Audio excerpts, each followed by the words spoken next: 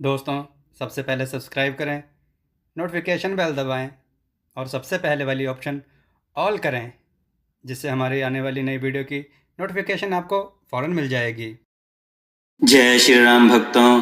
दोस्तों, ये वाली कथा सुनाने का मेरा अभिप्राय यह है कि लोग एक बार सोचें कि उनका आचरण कैसा होना चाहिए। चलिए कथा की ओर चलते हैं। आज की कथा है तुम नजर में हो। आइए कथा श्रवण करें। एक दिन सुबह दरवाजे की घंटी बजी। मैं उठकर आया, दरवाजा खोला तो देखा एक आकर्षक कदकाठी का व्यक्ति चेहरे पे प्यारी सी मुस्कान लिए खड़ा है। मैंने कहा, जी कहिए। तो वह बोला, अच्छा जी, आज जी कहिए। रोज तो एक ही गुहार लगाते थे, प्रभु सुनिए, प्रभु सुनिए। आज जी कहिए, वाह। मैंने आंख मसलते हुए कहा, माफ कीजिए भाई साहब, मैंने पहचाना नहीं आपको। तो कहने लगे, भाई साहब नहीं, मैं वो हूँ जिसने तुम्हें साहिब बनाया है। अरे ईश्वर हूँ मैं, ईश्वर हूँ। तुम हमेशा कहते थे नज़र में बसे हो पर नज़र नहीं आते हो। लो आ गया, अब आज पूरा दिन तुम्हारे साथ ही रहूँगा। मैंने चिढ़ते हुए कहा, यह क्या मजाक है। अरे मजाक नहीं है, सच है। सिर्फ तुम्हें ही नजर आऊँगा, तुम्हारे सिवाय कोई देख सुन नहीं पाएगा मुझे। कुछ कहता इसके पहले पीछे से माँ आ गई। यह अकेला खड़ा खड़ा क्या कर रहा है यहाँ? चाय तैयार है, चल आजा अंदर। अब उनकी बातों पे थोड़ा बहुत यकीन होने लगा और मन में थोड़ा सा डर भी था। मैं जाकर सोफे पे बैठा ही था तो बगल में वो आकर बैठ गए। चाय आते ही जैसे ही पहला घूंट पिया, गुस्से से चिल्लाया, यार ये चीनी कम नहीं डाल सकते हो क्या? इतना कहते ही ध्यान आया, अगर ये सचमुच में ईश्वर हैं तो इन्हें कतई पसंद नहीं आएगा कोई अपनी माँ पे गुस्सा करे। अपने मन को शांत किया और समझा भी दिया कि भाई तुम नज़र में हो आज, जरा ध्यान से। बस फिर मैं जहाँ जहाँ, वो मेरे पीछे पीछे पूरे घर में। थोड़ी देर बाद नहाने के लिए जैसे ही बाथरूम की तरफ चला तो उन्होंने भी कदम बढ़ा दिए। मैंने कहा, प्रभु यहाँ तो बख्श दो। खैर नहाकर तैयार होकर मैं पूजा घर में गया।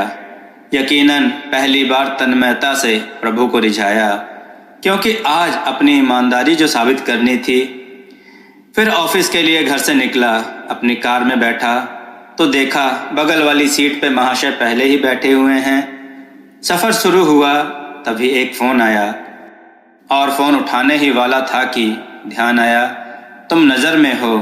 कार को साइड में रोका, फ़ोन पे बात की और बात करते करते कहने ही वाला था कि इस काम के ऊपर के पैसे लगेंगे, पर यह तो गलत था, पाप था, तो प्रभु के सामने कैसे कहता। तो एकाएक ही मुंह से निकल गया, आप आ जाइए, आपका काम हो जाएगा आज। फिर उस दिन ऑफिस में ना स्टाफ पे गुस्सा किया, ना किसी कर्मचारी से बहस की। 150 गालियां तो रोज अनावश्यक निकल ही जाती थी मुझसे, पर उस दिन सारी गालियां कोई बात नहीं, इट्स ओके में तब्दील हो गई। वो पहला दिन था जब क्रोध, घमंड, किसी की बुराई, लालच, अपशब्द, बेईमानी, झूठ, ये सब मेरी दिनचर्या का हिस्सा नहीं बने। शाम को ऑफिस से निकला, कार में बैठा तो बगल में बैठे ईश्वर को बोल ही दिया, प्रभु सीट बेल्ट लगा लो, कुछ नियम तो आप भी निभाओ। उनके चेहरे पे संतोष भरी मुस्कान थी। घर पर रात्रि भोजन जब परोसा गया तब शायद पहली बार मेरे मुख से निकला, प्रभु पहले आप लीजिए। और उन्होंने भी मुस्कुराते हुए निवाला मुंह में रखा। भोजन के बाद माँ बोली, पहली बार खाने में कोई कमी नहीं निकाली आज तूने। क्या बात है, सूरज पश्चिम से निकला क्या आज? मैंने कहा, माँ आज सूर्योदय मन में हुआ है। रोज मैं महज खाना खाता था, आज प्रसाद ग्रहण किया है माँ, और प्रसाद में कोई कमी नहीं होती। थोड़ी देर टहलने के बाद अपने कमरे में गया, शांत मन और शांत दिमाग के साथ तकिए पे अपना सर रखा तो उन्होंने प्यार से सिर पे अपना हाथ फिराया और कहा, आज तुम्हें नींद के लिए किसी संगीत, किसी दवा और किसी किताब के सहारे की जरूरत नहीं है। गहरी नींद गालों पे थपकी से उठी। कब तक सोएगा, जाग जा अब। माँ की आवाज़ थी। सपना था शायद, हाँ सपना ही था, पर नींद से जगा दिया गया। अब समझ आ गया उसका इशारा, यानी तुम नज़र में हो। दोस्तों, इस कथा से हमें क्या शिक्षा मिलती है, कमेंट करके अवश्य बताएं।